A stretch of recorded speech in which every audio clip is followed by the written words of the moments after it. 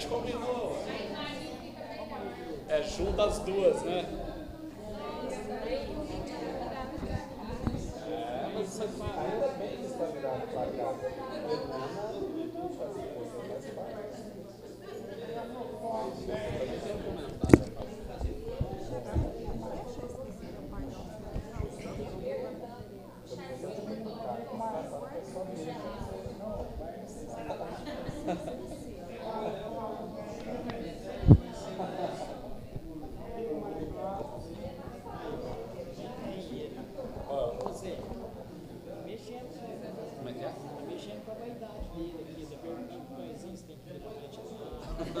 Qual que é o perfil que é melhor, né?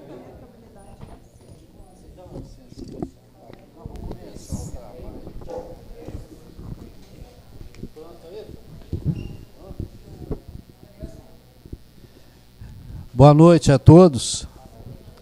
Nós estamos presenciando muitas pessoas aí que a gente não as conhecia, né, mas que são da casa aqui, provenientes do COEM, né? O COEM é o nosso propagador aqui, né, dos adeptos aqui que vêm trabalhar nessa casa, né? Que essa casa é de todos, logicamente, né? A Casa Espírita é isso aí mesmo. E a gente fica muito feliz de vê-los, né, aqui conosco e buscando, através da doutrina espírita, conhecê-la melhor, porque nós passaremos uma existência e lutando, né, estudando, e ainda será difícil compreendê-la, mas é iniciando que a gente vai chegar lá, e vocês estão no caminho, tenho certeza absoluta que vocês terão uma resposta de vida muito grande. E nós vamos fazer aqui, então, uma leitura, e eu peço... Como é que ela chama? A Luísa. A Luísa vai fazer para nós a leitura de uma mensagem. Luísa, por favor. Dons. Toda boa dádiva e todo dom perfeito vem do alto. Tiago 1,17. Certificando-se o homem de que coisa alguma possui de bom, sem que Deus lhe conceda, a vida na terra ganhará novos rumos. Diz a sabedoria, desde a antiguidade: faze de tua parte e o Senhor te ajudará. Reconhecendo o elevado teor da exortação, somos compelidos a reconhecer que na própria aquisição de títulos profissionais, o homem é o filho que se esforça durante alguns anos para que o pai lhe confira um certificado de competência através dos professores humanos. Qual ocorre no patrimônio das realizações materiais, acontece no círculo das edificações do espírito. Indiscutivelmente, toda boa dádiva e todo dom perfeito vem de Deus. Entretanto, para recebermos o benefício, faz preciso bater a porta para que ela se nos abra, segundo a recomendação evangélica. Queres o dom de curar? Começa amando os doentes, interessando-te pela solução de suas necessidades. Queres o dom de ensinar? Faze-te amigo dos que ministram o conhecimento em nome do Senhor, através das obras e das palavras edificantes. Esperas o dom da virtude? Disciplina-te. Pretendes falar com acerto? Aprende a calar no momento oportuno. Desejas acesso aos círculos sagrados do Cristo?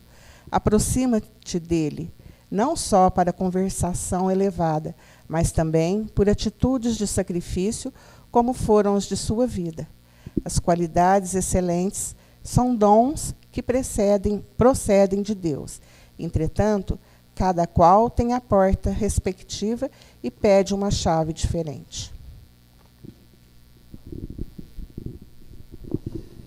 Agradecemos a Luísa pela leitura. A gente vai fazer a nossa prece. Nós vamos pedir agora para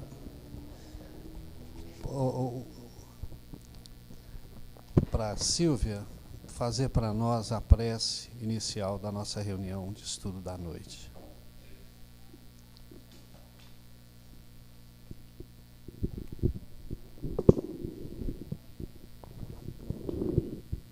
elevando o nosso pensamento a Deus, a Jesus, aos amigos, os mentores espirituais dessa casa, pedindo o amparo, a proteção, a serenidade e a paz que necessitamos para compreendermos as lições que vamos aprender hoje, na nossa noite de estudo, que possamos, iluminados com essas lições, prosseguirmos na nossa trajetória com mais acerto.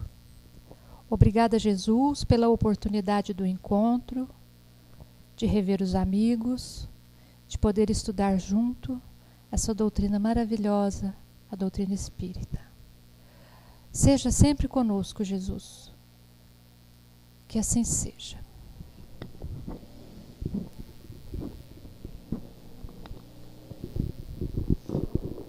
Então, continuidade do estudo do livro dos médiuns. Hoje vamos estudar sobre a natureza, né? Natureza das comunicações. Natureza das comunicações. E o grupo do Zé fará para nós esse estudo da noite, né?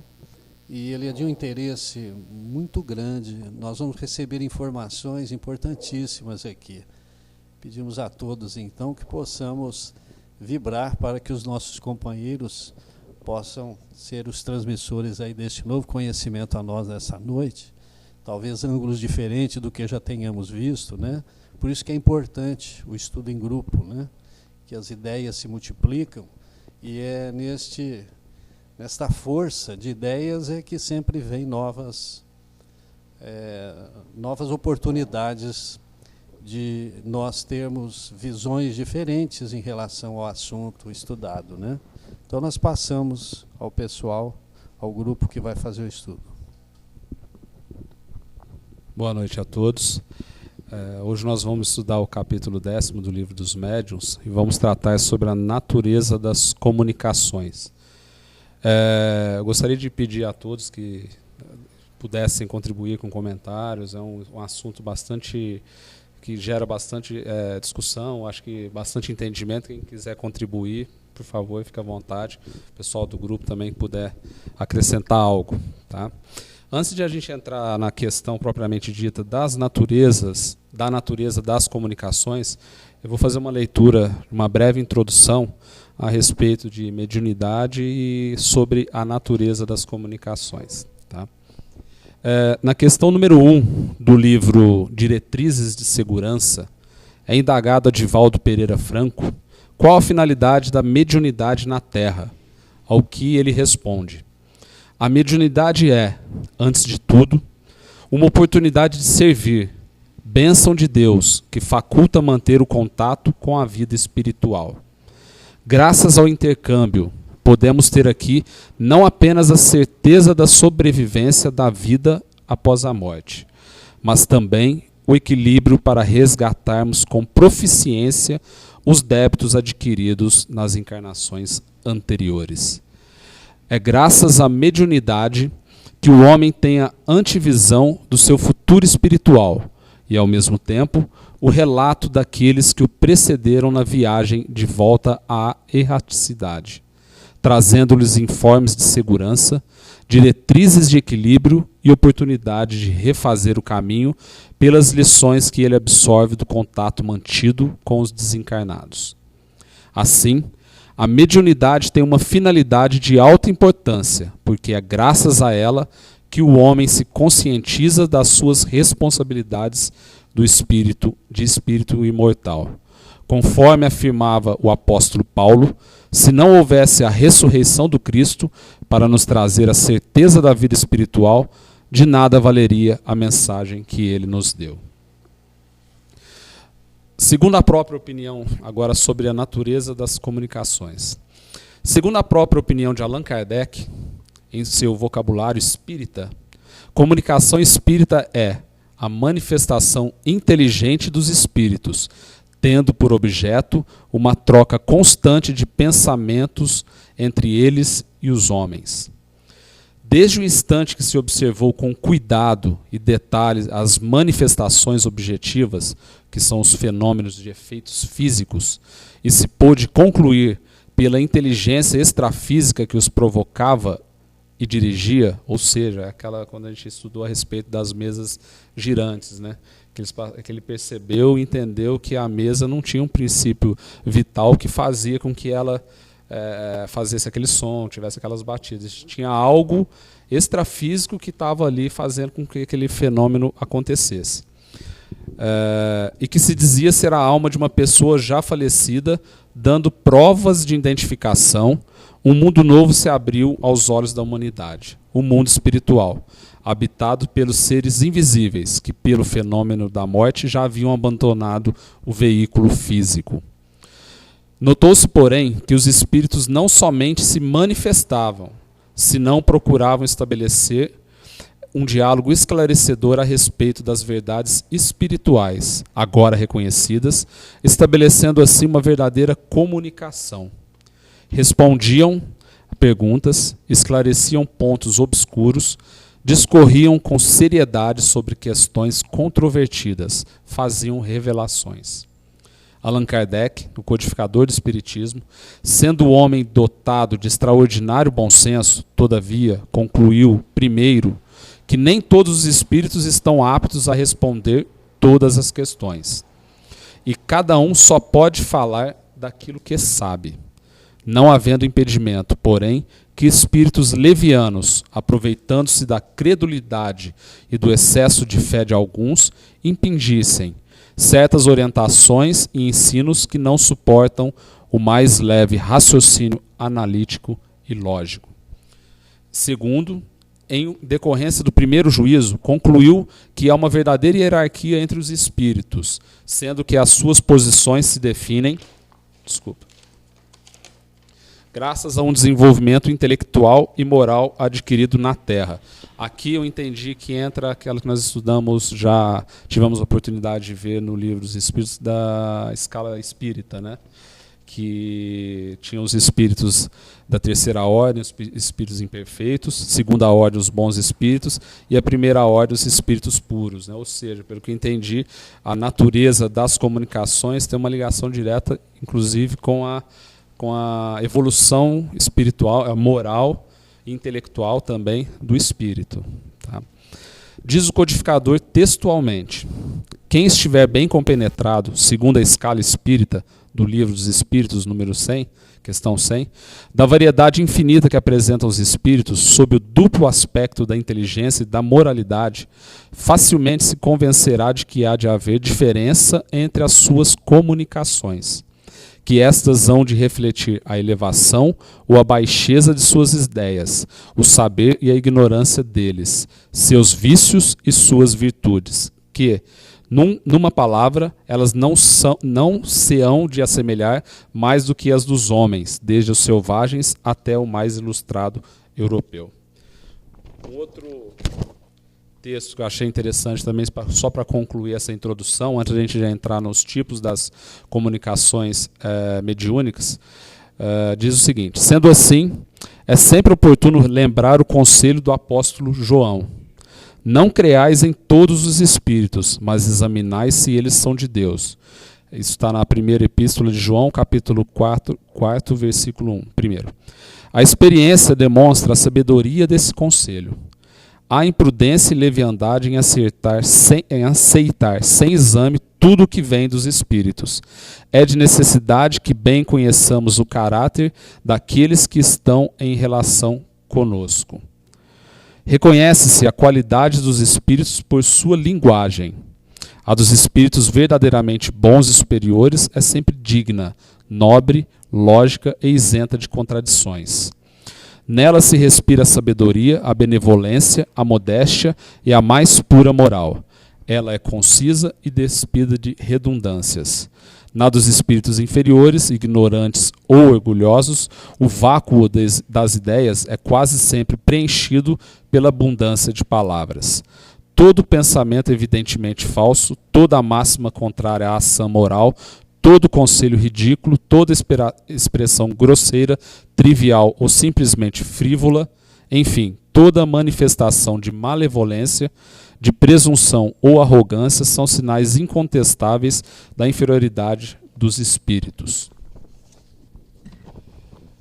Então, eu acho que a gente já consegue perceber que a natureza das comunicações, que são divididas segundo as suas características em grosseiras, frívolas, sérias e instrutivas, elas estão ligadas diretamente à elevação intelectual e moral dos espíritos, né?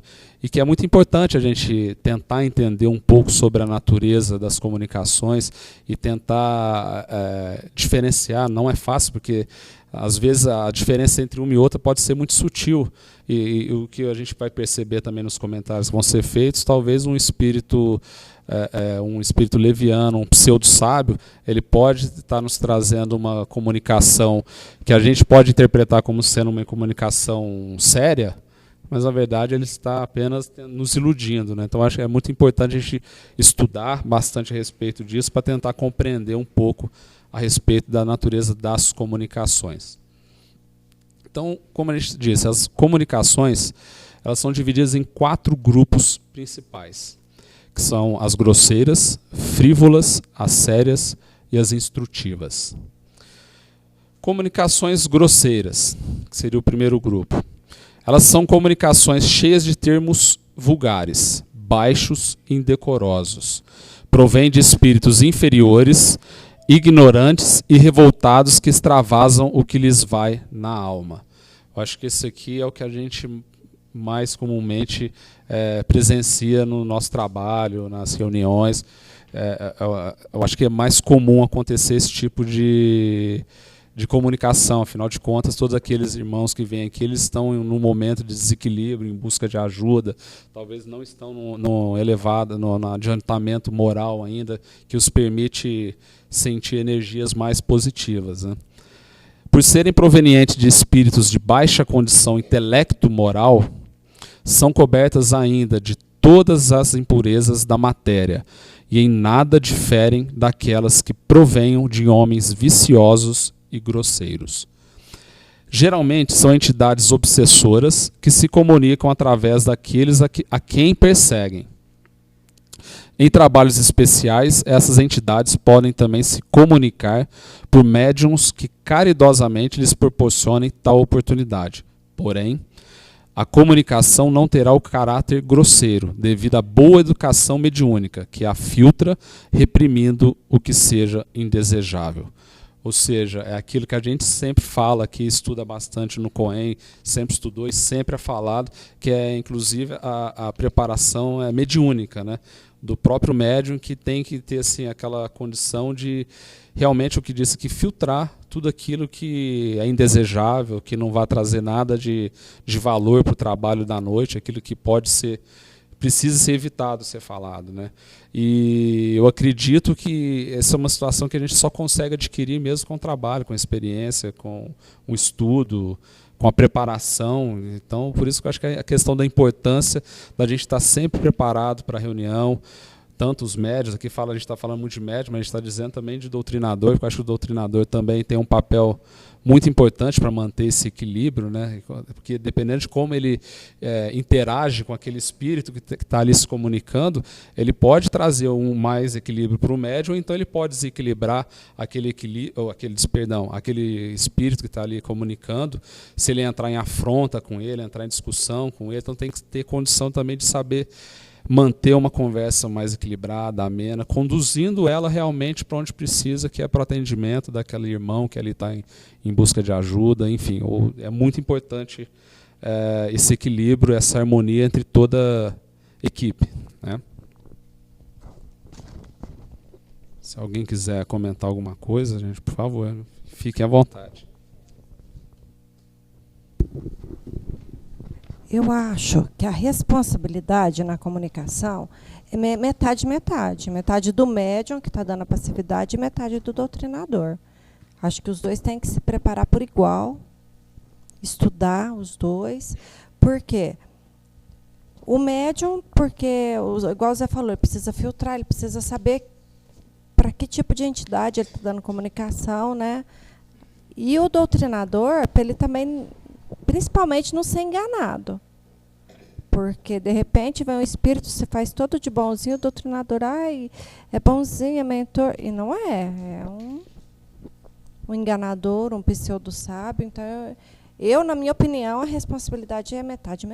Então, eu acho que os dois têm que se preparar, médium e doutrinador. Tá? Que tá se preparando a cada reunião e tá atento a cada reunião. Todo o grupo, mas eu falo assim, mais diretamente o doutrinador com o médium. Se o doutrinador está ali do lado do médium, ele também é responsável por aquela comunicação, pelo encaminhamento dela. Não sei se eu estou errada. Se eu estiver errada, pode me corrigir, mas eu penso assim.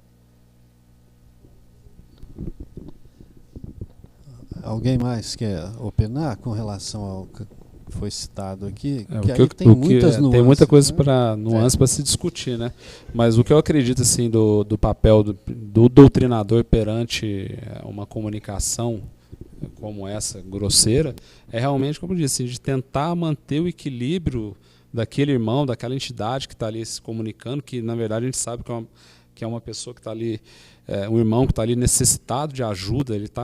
Talvez ele ainda não tenha percebido, mas ele foi trazido ali para ser atendido, está em busca de ajuda, e talvez ele ainda não tenha condição por si só de entender tudo isso. Então, acho que o médium, a responsabilidade dele está realmente de tentar amenizar, lógico, porque o médium também, a gente pensa, não, mas o médium também doutrina, né, aquele irmão que está ali, né? Inconscientemente ou mesmo mentalmente, ele também doutrina aquela entidade que está ali. Mas principalmente o doutrinador, né? E não em tentar fazer com que aquilo siga para um caminho que vá realmente fazer com que ele possa entender, que ele aceitar ajuda, que muitos dos espíritos que estão nesse nível, que vêm através de uma comunicação dessa grosseira, muitas vezes eles não estão ainda preparados ou prontos para receber, perceber e entender essa ajuda que lhes está sendo oferecida, né? Então, acho que o papel, como a Monita disse, com certeza, sem sombra de dúvida, não existe quem seja mais ou menos responsável. Acho que todo mundo que está envolvido no trabalho tem uma responsabilidade bastante grande. E, enfim, eu acho que o intuito do trabalho é esse, né, de realmente ajudar aquele que vem aqui em busca de auxílio, né, mesmo que não tenha vindo por vontade própria, mas se ele está aqui é porque ele precisa de um auxílio, né. E só um comentário, assim como a gente estudou também quando a gente viu da escala dos espíritos, essa classificação da natureza das comunicações, ela também não é algo absoluto, né? Porque existe assim, a diferença entre uma e outra pode ser apenas uma coisa muito sutil, né? Então ela não é absoluta e ela pode mudar, pode ser criados novos grupos, novos entendimentos de acordo com a interpretação. Mas isso aqui é o que comumente ou mais usualmente é utilizado para fins de estudo, tá? E as comunicações grosseiras, ela tem no livro dos médiuns cita e que elas são subdivididas ainda em comunicações triviais, que são aquelas que são notórias, comuns, ordinárias, vulgares, enfim. As comunicações ignóbeis, que possui pouco ou nenhum valor, que não acrescenta nada, né? Enfim. As comunicações obscenas, que são as que são contrárias ao pudor, à decência, comunicações torpes, lascivas, sensuais, comunicações insolentes, que são aquelas onde há falta de respeito, desaforos, atrevimento, ousadia, desafio. Isso aqui eu acho que é um ponto muito importante para a gente pensar naquilo que a gente já comentou a respeito do doutrinador, realmente entender que aquela entidade que está ali se comunicando, mesmo que ela esteja num nível desse de uma comunicação insolente, ele esteja cheio, usando termos de desaforos, faltando respeito inclusive mesmo, porque isso pode acontecer, mas a gente tem que entender que ela está numa situação que ela não consegue compreender ainda, não tem condição de discernir as coisas exatamente como precisa, e ela está ali em busca de ajuda, então a gente não pode se envolver emocionalmente nessa hora, né? Porque às vezes pode acontecer isso, de repente o espírito que está numa comunicação dessa grosseira, que ainda está nesse nível, às vezes ele pode falar algo que pode nos atingir de uma certa forma direta, e a gente não pode deixar isso nos envolver, né? Entrar em confronto, enfim. Tem também as comunicações arrogantes, que são as comunicações onde predomina o tom imperioso, altivo, soberbo, orgulhoso e insolente. As comunicações malévolas, que são aquelas que exteriorizam a má índole, a malquerença, a maldade, a perversidade. Isso aqui a gente percebe muito naquelas comunicações, quando a gente está fazendo principalmente um trabalho de desobsessão, que a entidade vem aqui, ela não quer saber, ela não tem condições de compreender ainda. Você fala em perdão para ela perdoar aquilo que possa ter acontecido naquele caso que está sendo trabalhado. Enfim, é bastante difícil ela conseguir chegar, e muitas vezes a gente não consegue, né? Isso pode acontecer. De repente a gente terminar o trabalho e aquela entidade que veio ali ser atendida, ela está tão imersa nesses sentimentos, nessa energia que envolve esse caso, que ele não vai conseguir, não vai ser uma reunião, um trabalho apenas que vai fazer com que ele possa sair dessa situação, né? Então pode acontecer, inclusive, de a gente não conseguir encaminhar exatamente naquela reunião. Podem ser necessários outros atendimentos, enfim. E as comunicações ímpias, que são as comunicações que denotam a descrença, a falta de fé, a incredulidade. Ou seja, são aqueles irmãos que aqui vêm, se comunicam, mas que não têm uma crença maior, não acreditam que tem alguém ou algo que nos rege, que nos guia, né? Não tem uma crença, enfim. E é um trabalho que precisa ser... não é fácil de conduzir, precisa de muito preparo, como já disse, né, para conseguir fazer com que a entidade seja encaminhada, né? Alguém quer comentar? Pela felicidade do estudo que o José está apresentando para nós, e está ficando cada vez mais claro, e nós também precisamos de observar que ele está fazendo o estudo, está comentando que nós estamos dentro de uma reunião mediúnica. Só que nós somos médiuns, não só aqui no centro. Nós somos médium também no nosso trabalho, na nossa casa, na via pública. E as comunicações dos espíritos para com cada um de nós, ela não se dá só aqui no centro. Ela se dá por intuição, né? Tem um médium que é audiente, tem um médium que é vidente. Então, essas atitudes dos espíritos, né, se nós não ficarmos em vigília, nós podemos absorver ela em qualquer lugar que nós estivermos. Então é importante nós perceber isso também e nos vigiar, né? É um ponto que o estudo vem nos esclarecer, mas esse esclarecimento que nós estamos tendo, que nós possamos levar também para a via pública, né? Vamos supor, nós estamos em um ambiente festivo, nós estamos talvez numa férias, nós estamos talvez numa confraternização, né? E o nosso pensamento precisa de ser vigiado, né? Precisa de ser, sim, muito cauteloso, porque infelizmente, né, as intuições ainda maléficas, elas são muito sutis, e é uma teia de aranha. Quando a gente percebe, fala assim, nossa, eu estou dentro da teia de aranha, e não percebi. Então, que nós possamos, né, possa levar essa orientação para a via pública também. Ô Silvio, um minutinho só. Antes, a gente quer lembrar, o Zé fez uma revelação a todos aqui, aquilo que Kardec recebeu dos espíritos, né? Se eles nos influenciavam, né? Influencia sobre nós de tal ordem que de ordinário são eles que nos dirigem. O Zé acabou de falar aqui que o nosso planeta é um grande centro espírita. Então nós estamos à impossibilidade realmente, né, de estarmos diuturnamente aí, né, numa convivência do mundo espiritual com o mundo material. Silvia, pode ir. A respeito do que ele está falando, das comunicações grosseiras, é o mais corriqueiro da gente receber no centro espírita. E depois ele foi falando no começo, Kardec fala que cabe ao médium filtrar e passar essa comunicação de uma maneira que não seja tão grosseira. Né? É muito mais assim uma pergunta, uma dúvida, do que um esclarecimento.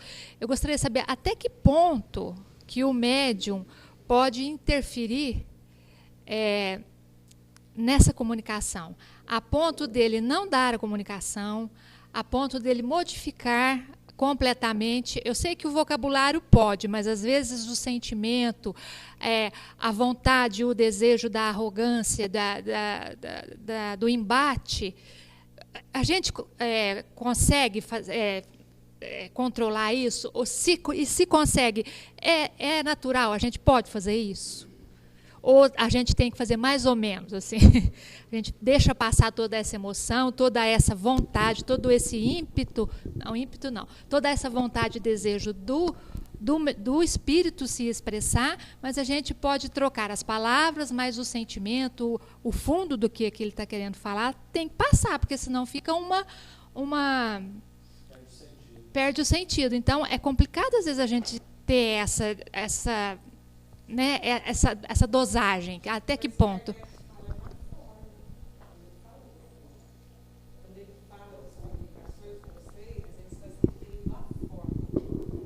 É a maneira como o espírito vem, né? E aí, no caso, realmente o médium, até porque se o médium também não tem hábito de falar alguns palavrões, ele não vai falar. Ele pode até falar o que gostaria de falar, eu quero xingar, ou ele realmente substitui, né? Quanto à forma, não é, Zé? Que ele fala, não é quanto ao fundo. Porque é evidente que se o espírito está revoltado, ele tem que se mostrar revoltado, não tem como. Se ele está angustiado, né? Assim, enfim. quanto ao vocabulário, eu acho que é mais fácil da gente compreender, porque a gente pode trocar as palavras. Eu estou te falando assim o intuito. Se ele é um espírito que veio com desejo de fazer um desafio, um embate com o doutrinador, muitas vezes ele sabe até particularidades do doutrinador, porque ele estava lá. A gente segura, fala, não vou falar isso não, porque espírito, calma. Como é que é? Eu acho que se for pessoal, o médium tem que segurar, sim. Eu penso assim. Eu, como médium, eu tenho esse cuidado.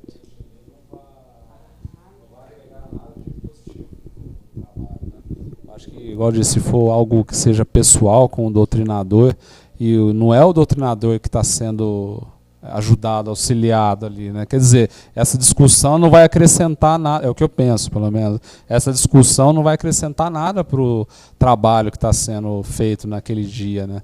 Então, eu acredito que não é fácil, realmente. Eu entendo assim, para o médium, eu acho que tem horas que não é fácil ele discernir assim, eu posso falar, não posso falar, deixo passar. Não é uma tarefa fácil, mas como a gente disse, eu acho que isso só vai se adquirindo mesmo, acho que com a experiência, com o trabalho, enfim, né? Mas que não é uma tarefa simples de se fazer, com certeza não é, né? Alguém?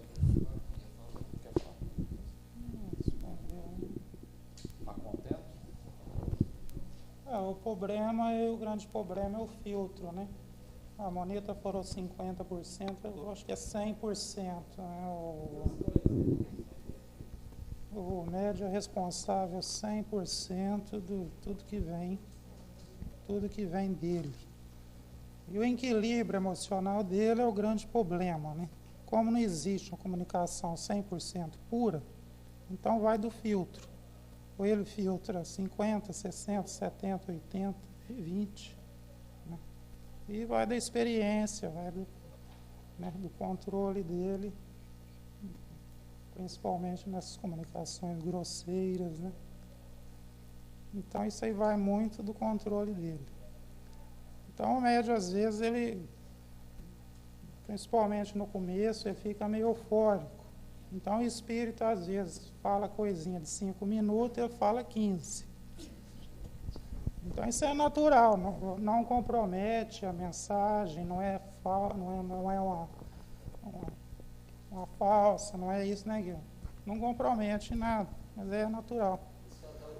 Ou, às vezes, ele tem Ele tem dificuldade, ele está começando, ele tem dificuldade na filtragem. O espírito quer passar meia hora, ele fala só 5. Então isso é natural, não compromete em nada, né? Se passou o essencial, se passou o que o espírito queria falar. Era 100% pura mesmo, não existe. Então vai da filtragem e do equilíbrio do médium. Por isso a neutralidade quase que total do médium nas comunicações, né? Que é uma coisa dificílima. E uma visão ampla e sem preconceito algum, aí sim ele vai se tornando um filtro para captar comunicações de todo tipo. Mais alguém quer fazer algum comentário? Bom, então, seguindo aqui o nosso estudo, nós vamos ver um pouco agora a respeito do segundo grupo, que são das comunicações frívolas. Né? Que são as comunicações frívolas? São aquelas que emanam de espíritos levianos, zombeteiros ou brincalhões, antes maliciosos do que maus, e que nenhuma importância ligam ao que dizem. São comunicações verborrágicas. Verborrágicas quer dizer, em que há verborragia, que é a qualidade de quem fala ou discute com grande fluência ou abundância de palavras, mas com poucas ideias. Tá? São comunicações verborrágicas e que não trazem conteúdo algum, às vezes pontilhadas de absurdos, pois são destituídas de todo senso lógico. Como nada de indecoroso encerram, essas comunicações agradam a certas pessoas, que com elas se divertem porque encontram prazer nas confabulações fúteis, em que muito se fala para nada dizer. Ou seja, são aquelas comunicações que fala, mas você vê que aquilo ali não tem, não sai nada, né? não tem sentido. Né? Tais espíritos saem às vezes com tiradas espirituosas e mordazes, e por trás da graça apresentam duras verdades que ferem com justeza. Em torno de nós brotam os espíritos levianos, que de todas as ocasiões aproveitam para se intrometerem nas comunicações. Ou seja, a interferência que eles trazem, fazem naquela comunicação que está sendo feita. Né? A verdade é o que menos os preocupa, daí o maligno encanto, diz Allan Kardec, que acham em mistificar os que têm a fraqueza e mesmo a presunção de neles crer sob palavra. As pessoas que se comprazem nesse gênero de comunicações naturalmente dão acesso aos espíritos levianos e falaciosos, que são aqueles espíritos enganadores. Né? Delas se afastam os espíritos sérios do mesmo modo que na sociedade humana. Os homens sérios evitam a companhia dos doidivanas, que é a mesma coisa que pessoa imprudente, uma pessoa leviana. Tá? Geralmente são os espíritos que se prestam a revelar o futuro, a fazer predições, a dar palpites no destino da criatura humana, de orientação e segurança, a respeito de orientação e segurança doutrinária, e que busca seus conselhos através das cartomantes, sortistas, etc. Ou seja, esse grupo de comunicações são daquelas comunicações que, como disse aqui, muito se diz, mas pouco se extrai daquilo ali. Né? São aquelas comunicações, podem ser comunicações que ele não para de falar, às vezes dá até pouca oportunidade do doutrinador interagir com ele, e que fala muito, mas que você não tira proveito algum daquilo ali. Né? Um exemplo também que foi citado, né, que são aquelas comunicações onde o espírito faz predições, revela futuro, dá palpite no destino da pessoa, enfim, é algo que realmente não faz sentido e não vai agregar nada, e que, ou seja, o que a própria palavra diz, né, que nenhuma importância, eles não dão nenhuma importância ou ligam ao que estão dizendo. Né? Então eles vão soltando palavras, falando, mas não estão nem um pouco preocupados com o que aquilo vai representar, com o que aquilo vai trazer, se vai ajudar alguém ou não, enfim. Mas, de toda forma, também, eles são mais maliciosos do que maus. Ou seja, ele tem muita malícia, mas não são necessariamente aqueles espíritos provistos totalmente de toda de maldade, enfim. Eles podem já ter evoluído um pouco em relação àqueles espíritos que ainda estão fazendo aquelas comunicações grosseiras, mas eles são espíritos maliciosos, né? Que geralmente nos passam essas comunicações frívolas. Alguém quer comentar algo a respeito? Tem alguma dúvida a respeito? Não? O terceiro grupo dos tipos das comunicações são as comunicações sérias. E lembrando, né, que como a gente disse em relação à escala dos espíritos, conforme a gente vai saindo da comunicação grosseira, da frívola, para a comunicação séria, a gente vai entendendo também que são espíritos que já estão numa escala um pouco mais elevada, né? Não, como eu disse no início, não que um espírito pseudo-sábio pode vir trazer uma comunicação que a gente entenda ela como séria, mas na verdade ele está nada mais do que nos iludindo e nos passando uma informação que não tem fundamento. Então, as comunicações sérias, elas são ponderadas quanto ao assunto e elevadas, elegantes quanto à forma. Nem todos os espíritos sérios são igualmente esclarecidos. Há muita coisa que eles ignoram e sobre que podem enganar-se de boa fé. Por isso é que os espíritos verdadeiramente superiores nos recomendam de contínuo que submetamos todas as comunicações ao crivo da razão e da mais rigorosa lógica. Isso está no Livro dos Médiuns, na segunda parte, capítulo 10º, item 136. Né? No tocante às comunicações sérias, cumpre se distinguam as verdadeiras das falsas, o que nem sempre é fácil, porquanto exatamente à sombra da elevação da linguagem é que certos espíritos presunçosos ou pseudo-sábios, que é exatamente aquilo que a gente já comentou, procuram conseguir a prevalência das mais falsas ideias e dos mais absurdos sistemas. E para melhor acreditados se fazerem e maior importância ostentarem, não escrupulizam de se adornarem com os mais respeitáveis nomes e até com os mais venerados. Ou seja, que é os espíritos pseudo-sábios, espíritos presunçosos. Um espírito pode vir dar uma comunicação e ele pode se utilizar, inclusive, de um nome, de algum nome respeitável, algum nome que ele saiba que vai causar um certo impacto, mas na verdade não passa de um espírito que está ali com a intenção de nos enganar, de nos fazer acreditar em algo que não é a mais pura verdade. E é muito difícil essa questão de analisar ou de identificar uma comunicação séria, por isso que eu acredito que isso vai muito mesmo do trabalho diário, da preparação diária, não só no centro, como o Zé lembrou muito bem, a preparação o tempo todo, né? O orar e vigiar, porque nessa classe de comunicação não é fácil você conseguir identificar, você pode saber identificar que ela trata-se de uma comunicação séria, mas daí a ter a certeza de que ela realmente, aquele espírito que está ali está com essa intenção de trazer algo que vá nos ajudar, que vá fazer com que consigamos seguir adiante. Eu acho que isso aí é que está o X da questão e para isso que eu entendo, que eu penso, que isso não tem muita forma, ou diria, não tem uma cartilha para a gente seguir para que se consiga realmente ou definitivamente identificar e saber dentro de uma comunicação séria aquela que é falsa ou aquela que é verdadeira, né? Eu acho que isso aí é importante apenas a gente tentar fazer o melhor que pode, né, em sentido de preparação, de equilíbrio, e é isso que importa, né? Alguém quer fazer algum comentário? Tem alguma dúvida?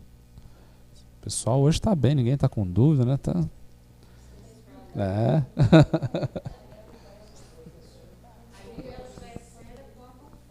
Sim,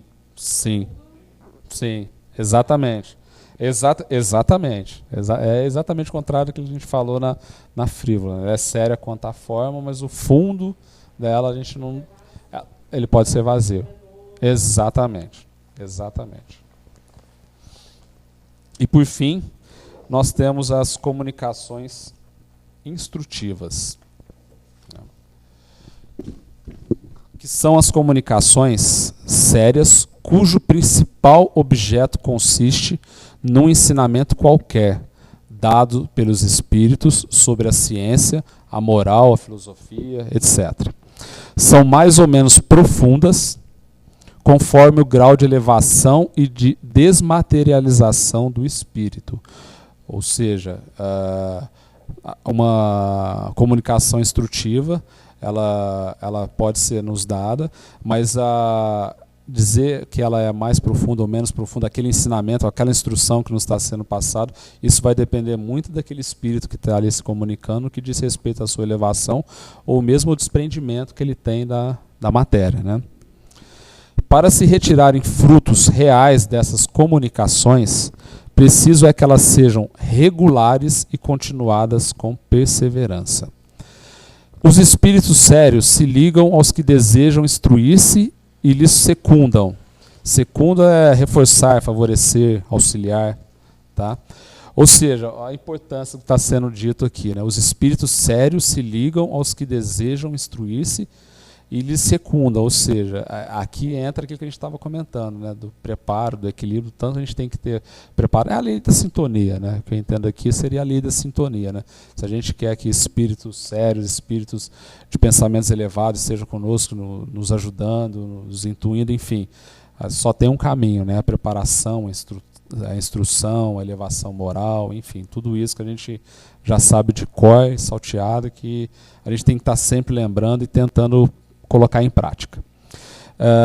Então, os espíritos sérios se ligam aos que se desejam instruir-se e lhes secundam os esforços, deixando aos espíritos levianos a tarefa de divertirem os que em tais manifestações só veem passageira distração. Unicamente pela regularidade e frequência daquelas comunicações se pode apreciar o valor moral e intelectual dos espíritos que as dão e a confiança que eles merecem. Se para julgar os homens se necessita de experiência, muito mais ainda é esta necessária para se julgarem os espíritos. É aquilo que é, né? Ou seja, para a gente julgar, aliás, quem somos nós para julgar quem quer que seja, né? Mas no sentido de julgar para tentar entender o teor daquela comunicação, né? Se para a gente fazer isso com um homem, um encarnado, que a gente já tem um relacionamento mais próximo, imagino quão difícil é fazer isso em relação a um irmão desencarnado, né? Que a gente está ali tentando ajudar e auxiliar, né?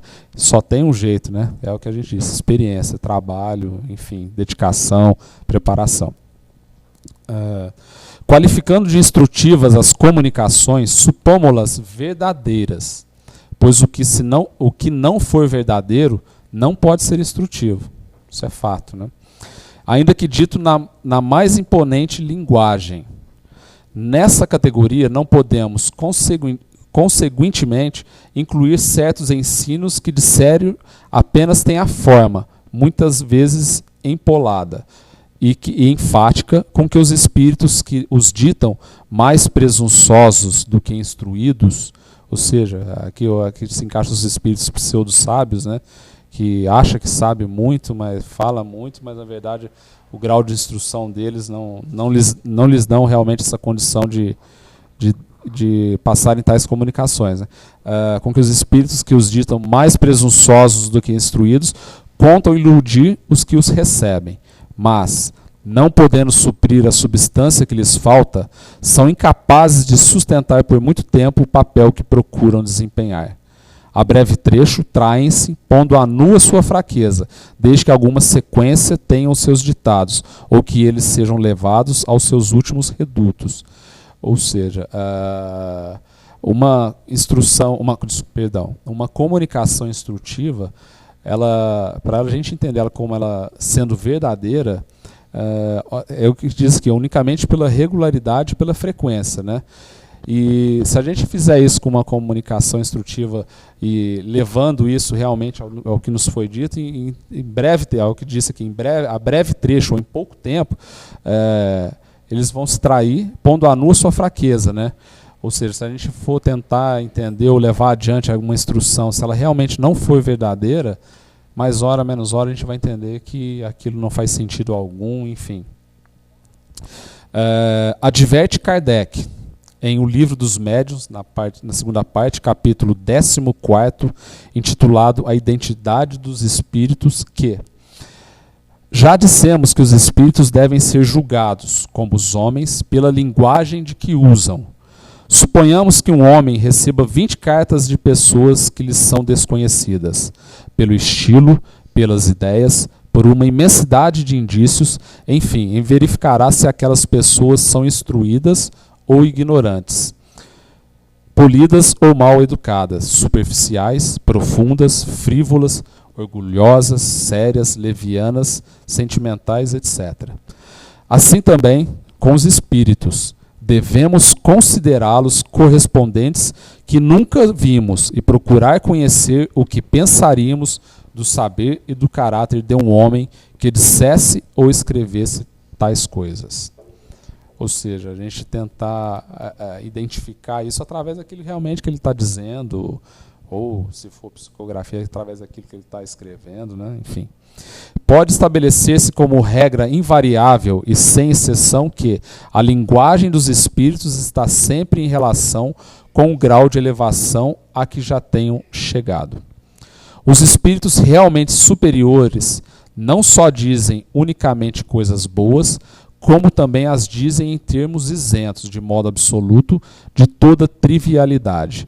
Por melhores que sejam essas coisas, se uma única expressão denotando baixeza as macula, isto constitui um sinal indubitável de inferioridade. Com mais forte razão, se o conjunto do ditado fere as conveniências pela sua grosseria.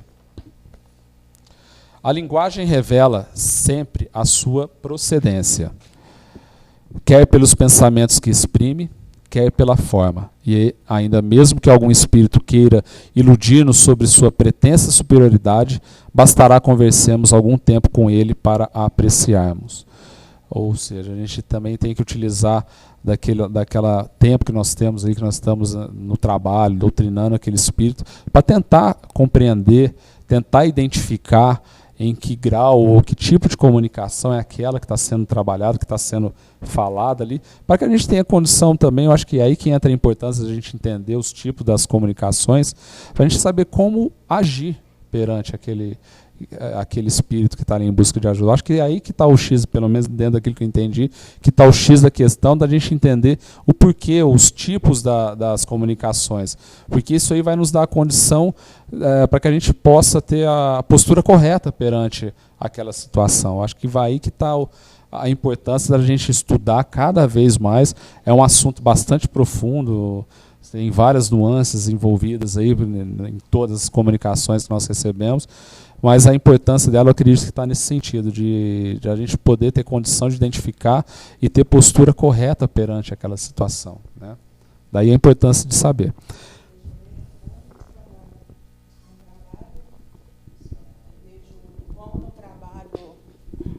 Tanto num trabalho na casa espírita como num trabalho na casa terra, nós temos que orar, vigiar e nos instruir, né? Porque senão como que a gente vai vigiar, como que a gente vai orar, se a gente não tiver o conhecimento, né?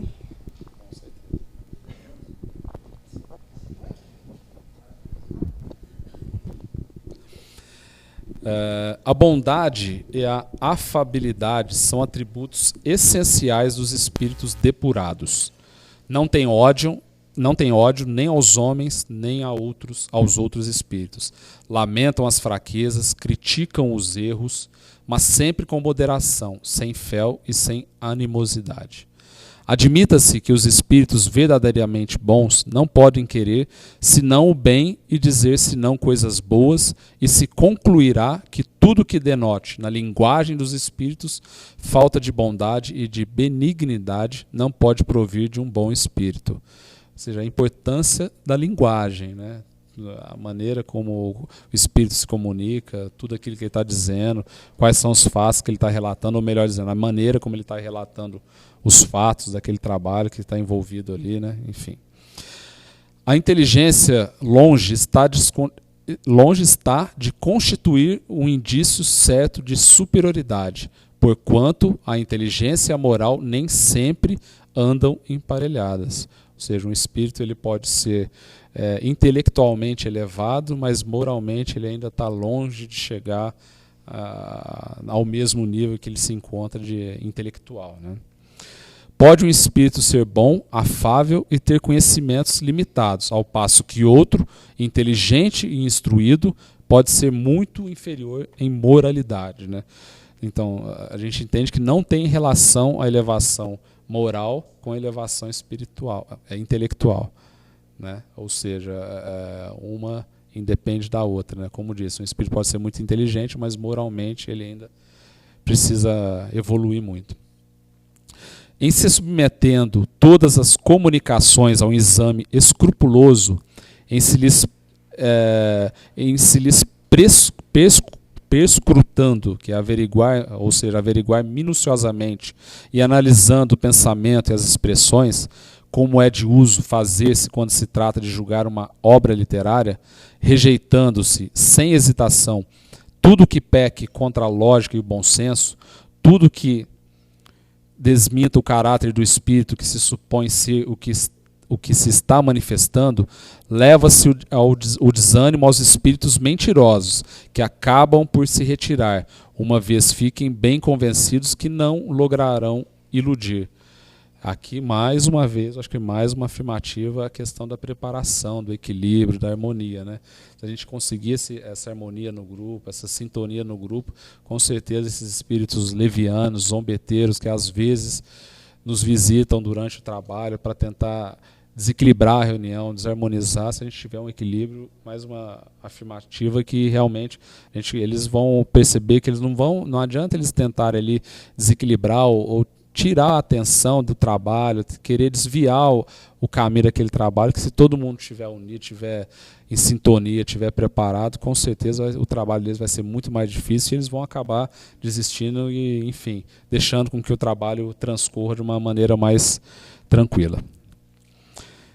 Repetimos, este meio é único, mas é infalível, porque não há comunicação má que resista a uma crítica rigorosa.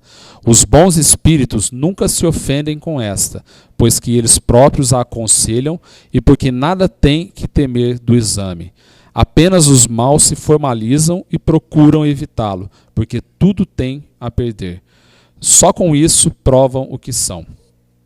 Eis aqui o conselho que a tal respeito nos deu São Luís. Qualquer que seja a confiança legítima que vos inspirem os espíritos que presidem aos vossos trabalhos, uma recomendação há que nunca será demais repetir e que deveríeis ter presente sempre na vossa lembrança, quando vos entregais aos vossos estudos. É a de pesar e meditar, é a de submeter ao cadinho da razão mais severa todas as comunicações que receberdes. É a de não deixardes de pedir as explicações necessárias a formardes opinião segura, desde que um ponto vos pareça suspeito, duvidoso ou obscuro, né? Ou seja, a gente tentar realmente, né, durante o nosso trabalho, tentar utilizar, né, todo o nosso bom senso, a nossa experiência que a gente vai adquirindo com o trabalho para tentar identificar, conduzir o trabalho da melhor forma possível. Aliás, eu acredito e penso que todo esse estudo que a gente faz a respeito do tipo das comunicações, enfim, tudo, né, o que a gente já estudou até agora e ainda vai estudar bastante, muitas vezes, porque eu acho que isso é um assunto que não se esgota apenas em um estudo como esse. Acho que tem muita coisa para ser discutida e vista. No fundo, a verdade é uma só, né? Tudo isso é para nos fazer entender que só existe um caminho, que é o da preparação, que é o do equilíbrio, enfim. Só assim que a gente vai conseguir realmente ajudar aqueles irmãos necessitados que vêm aqui em busca de uma luz, de um caminho a seguir, de um auxílio. E é aí que está a importância do nosso trabalho, né? E que a gente precisa entender e compreender e cada vez mais se dedicar a ele, e com a mesma responsabilidade que a gente se dedica ao nosso trabalho enquanto encarnados. Enfim, eu acho que a responsabilidade é muito grande. Obrigado.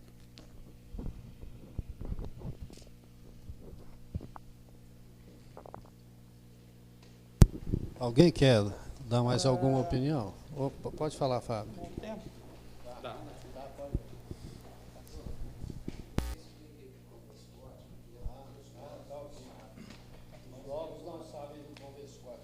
Vamos finalizar só. Vamos finalizar aqui, depois a gente explica. Kardec fez toda essa divisão, né, essa classificação devido às suas pesquisas, sua organização, que foi um trabalho árduo, né? Então ele fez toda essa divisão, toda essa... Agora, no nosso dia a dia, na prática, aqui a gente já lida com espíritos doentes, espíritos perturbados, né? Comunicações instrutivas com o que temos em mãos são raríssimas, né? E para outro tipo de reunião. Então, o que manda mais é o conhecimento do presidente para discernir. E sem o conhecimento não tem como se discernir. Então, eu, por exemplo, comecei o espiritismo de trás para frente. Da prática, o estudo. Então, se comunicasse ali o Napoleão, o ET, seja lá quem for, eu baixava a cabeça e falava amém. Não tinha conhecimento nenhum. Então, a gente vai aprendendo as regrinhas para discernir. E é estudando que a gente aprende.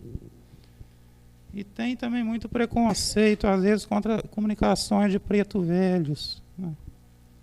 Muitos falam, vocês são tão instruídos, por que se comunicar essa linguagem?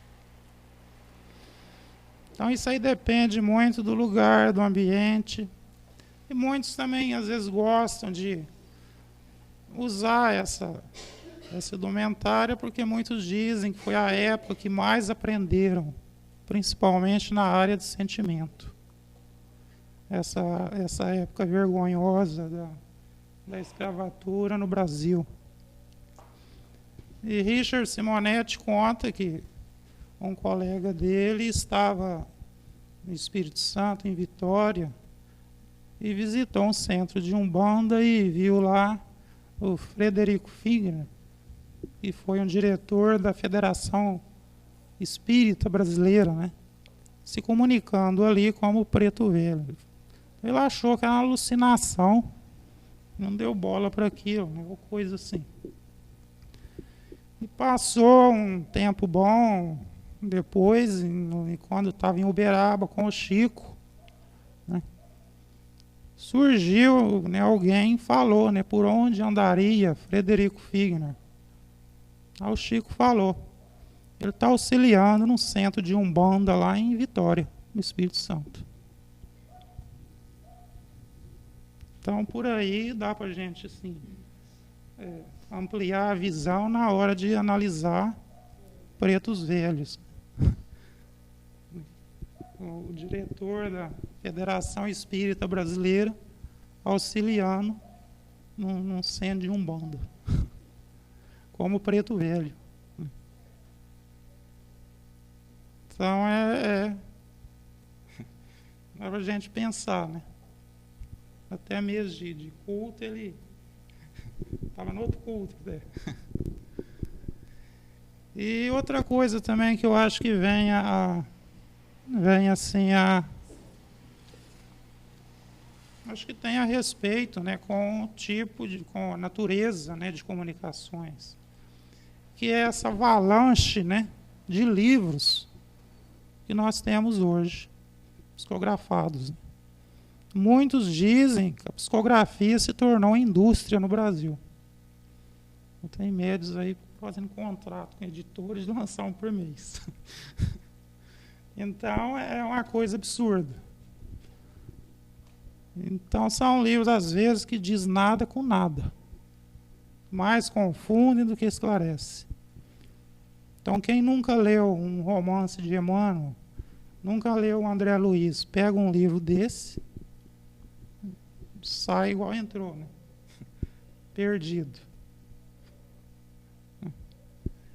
Então também é um ponto para a gente se cautelar, né? Estão sempre as revistas, né? São sempre alertando, revistas mensais aí de espiritismo, estão sempre alertando a respeito disso, né? Sobre essa avalanche de livros que temos em mãos hoje.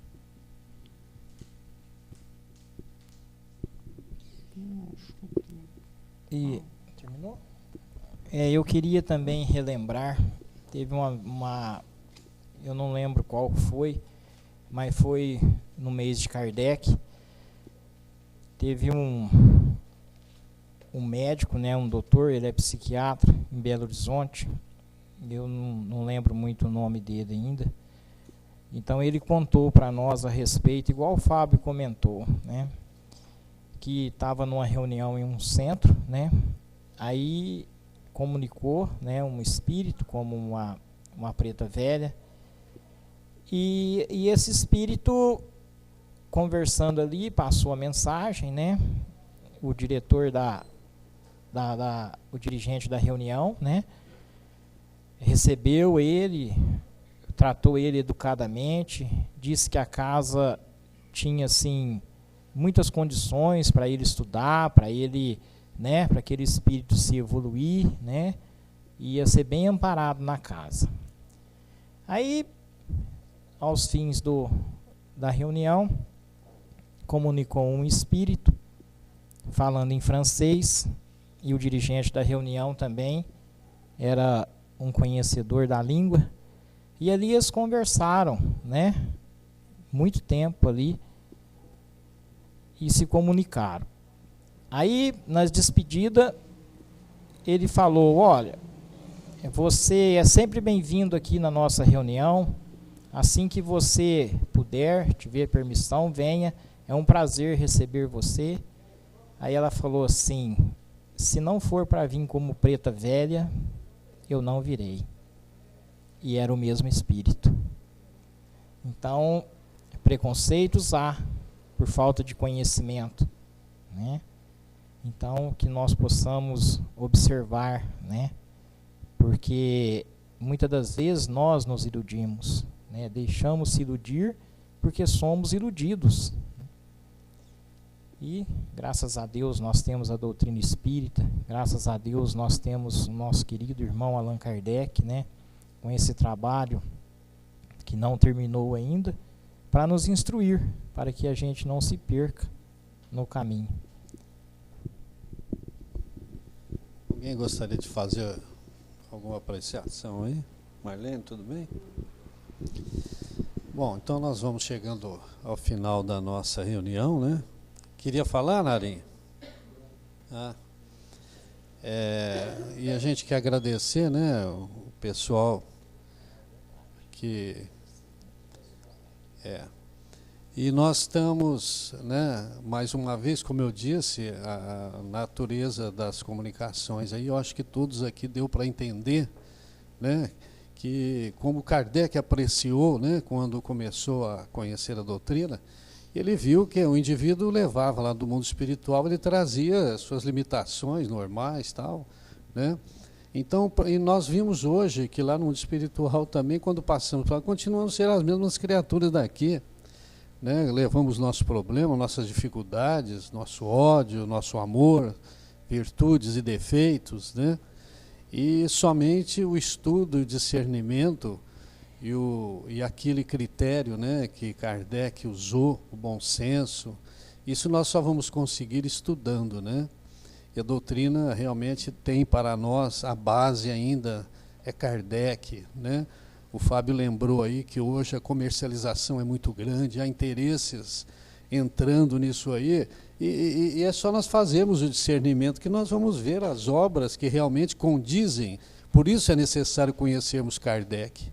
Com Kardec nós vamos ter certeza absoluta de fazermos definições em relação a aquilo que é e que não é, né? Então agradecer mais uma vez a equipe aí pelo estudo, né?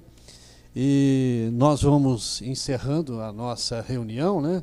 Convidando-os, o Tony está nos lembrando aí, aqueles que são jovens aí, estão entrando aí, embora possa ter idade, mas ainda não conhece. Aqui nós chamamos de convescote, porque a gente guarda uma tradição, a gente que pertenceu à MEF, né, a Mocidade Espírita de Franca, basicamente tinha 2 centros só em Franca, né, que era um na estação e um no centro aqui, a nossa casa máter aqui, né? Que é o Centro Esperança e Fé, a chamada Nova Era, fundada pelo nosso querido José Marques Garcia, né? Que foi quem fundou ali a Casa de Saúde de Allan Kardec. Então, nós chamamos de Convescote.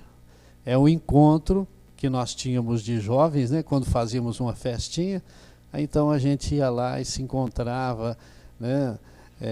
Se alimentava ali, tomava um refrigerantinho, batia um papo. Então nós vamos convidá-los ao Convescote, tá ok?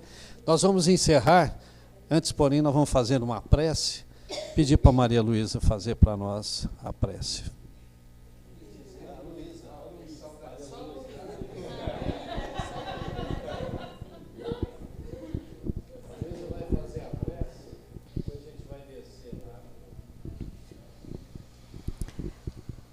Então vamos agradecer a Deus e a Jesus e a espiritualidade maior que nos auxiliaram nesses momentos de estudo, que possamos levá-los a quem não tem a oportunidade, não teve a oportunidade de se instruir.